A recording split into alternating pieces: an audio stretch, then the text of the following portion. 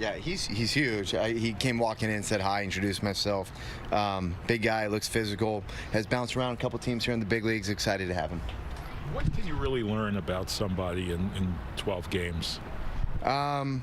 I think you learn a little bit about the person. I think you probably already learned a lot in terms of what he's done in other places and how he's performed in those places, both visually and then also the data that is kind of behind it, which is probably why he got claimed in a lot of ways. But I think get to know the guy a little bit, see what he can do when he gets here. There might be something that they see that our pitching group can help him out with. See if they can, and you go from there. Yeah, Wolfram showed some stuff, definitely had good stuff. What do you feel like was maybe the missing piece for him?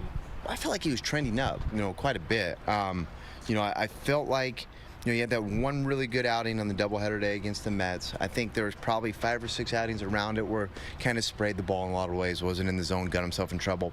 Then I do feel like the last month or so, he's been really good and he's been trending way up. I think this is probably more of something that is situational with claiming a guy that's out of options.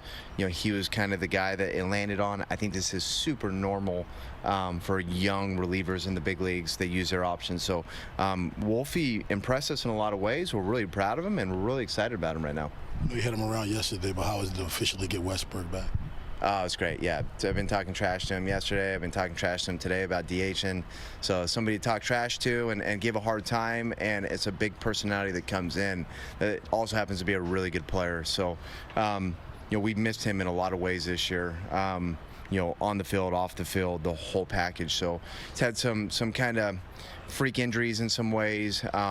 He's a guy that last year, prior to breaking his hand in that Toronto series before the trade deadline, he was the guy that we said is going to be really, really durable. So I think he's had some unusual things happen to him. I still think he's a very durable guy in a lot of ways, and looking forward to watching this guy throw up 140, 150 games in 2026.